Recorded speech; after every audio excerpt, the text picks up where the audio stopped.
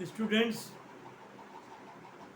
Atomic structure का chapter बहुत easy भी है और बहुत टफ भी है।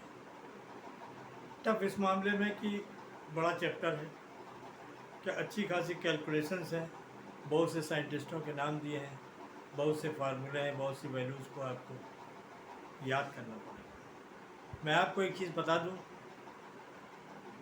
कि किसी वैल्यू को याद करने के लिए कम से कम एक वैल्यू को 10 दफ़े आप अपने कापी पे या स्लेट पर या कहीं पर भी लिखिए, ताकि आपको, अब जैसे कि एवोगैड्रो नंबर है 6.202 इंटू 10⁻24 होता है, 3 होता है, जो भी वाट एवर होता है, 24, 23, उसको याद करने के लिए आपको जो है लिखना पड़ेगा। लिखना बहुत ज़रूरी नहीं तो आपको चीज़ें याद है।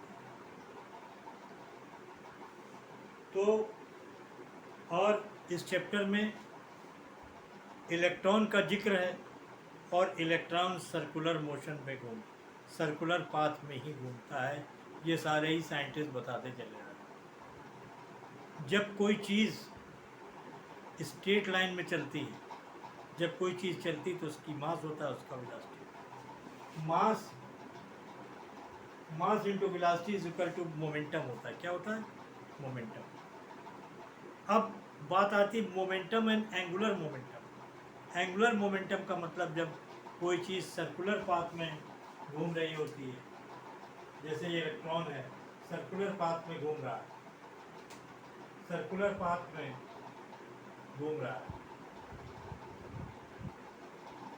जब सर्कुलर पाथ में घूमता है तो एंगुलर मोमेंटम बनता है।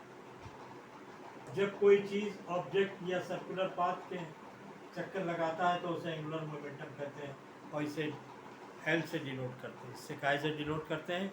इसे एल से डिनोट करते हैं। एल से डिनोट करते हैं M V, momentum into R sine theta. Theta momentum और रेडियस के बीच का जो एंगल होता है वो होता है, और इसकी वैल्यू साइन 90 होती है, और साइन 90 की वैल्यू 1 होती है। तो देखिए M V R sine theta, इसकी जगह साइन 90 आप लेंगे, साइन 90 की वैल्यू 1 होती है, तो L is equal to M V R आता है। L is equal to M V R आपका आता है। तो एक फार्मूला तो ये है एंगुलर मोमेंटम का।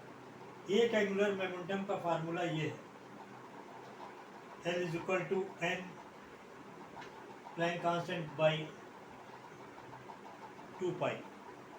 ऑर्बिट के लिए एंगुलर मोमेंटम जब आपको निकालना है, यहाँ पर जो है N show the orbit, number of orbit को आपको शो करता है, नंबर ऑफ ऑर्बिट को शो करता है। अब ये क्योंकि दोनों की वैल्यू है कि इनको आप बराबर लिख सकते हैं, M V R equal to N H by 2। ये मिस्टर नील बोर ने दिया था। एच प्लैंक कांस्टेंट है, इसको लिख सकते हैं। इससे इस फार्मूले से हम, और इलेक्ट्रोस्टैटिक फोर्स के फार्मूले से हम इलेक्ट्रॉन का रेडियस निकाल सकते हैं, इलेक्ट्रॉन का मास निकाल सकते हैं, बहुत सी चीज़ें निकाल सकते हैं। तो ये फार्मूला बहुत इंपॉर्टेंट फार्मूला है आपका। और इस एच प्लैंक कांस्टेंट की value 6.63 into 10 to the power -24 joule second. तो मुझे उम्मीद है कि आपको समझ में आया होगा, और इसको मैंने इसलिए बताया ताकि आप आगे जो एनर्जी निकालना हो, मास निकालना हो, इलेक्ट्रॉन की पोटेंशियल एनर्जी, बहुत सी चीज़ें आपको निकालना हो, तो आपको जो है आसानी होगी। अब ये देखिए, हम आपको एक एंगुलर मोमेंटम का ऑर्बिट के लिए न्यूमेरिकल बताते हैं।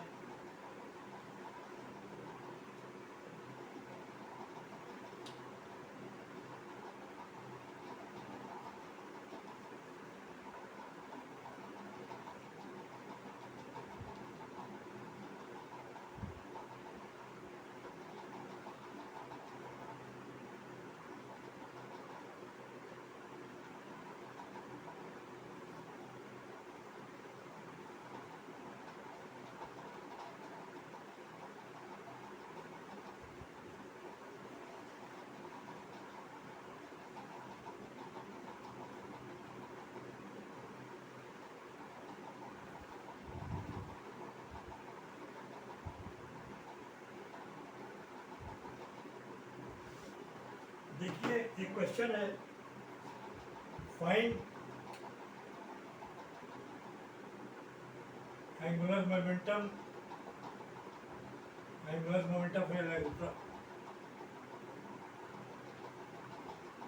of electron for second orbit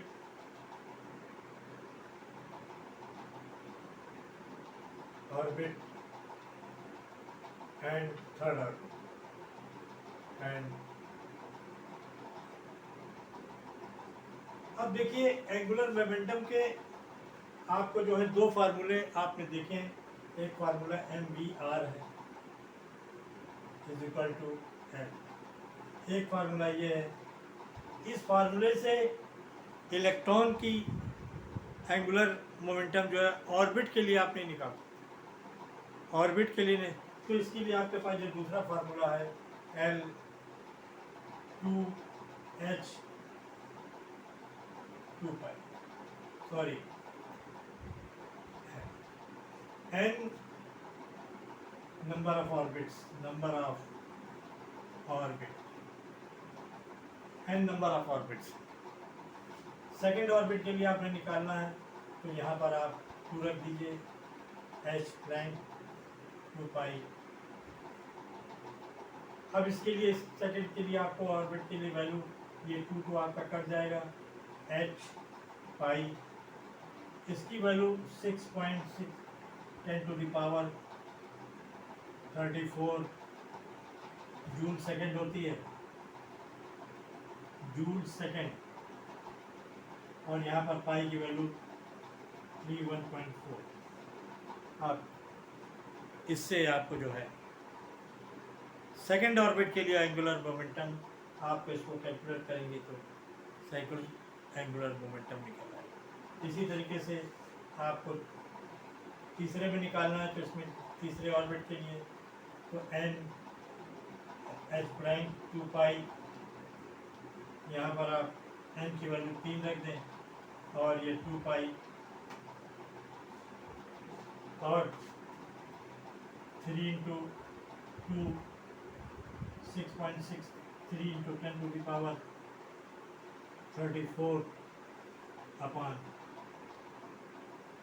इसको सॉल्व करेंगे तो आपको जो है एंगुलर मोमेंटम ऑफ इलेक्ट्रॉन आ जाएगा सेकेंड ऑर्बिट के लिए और थर्ड ऑर्बिट।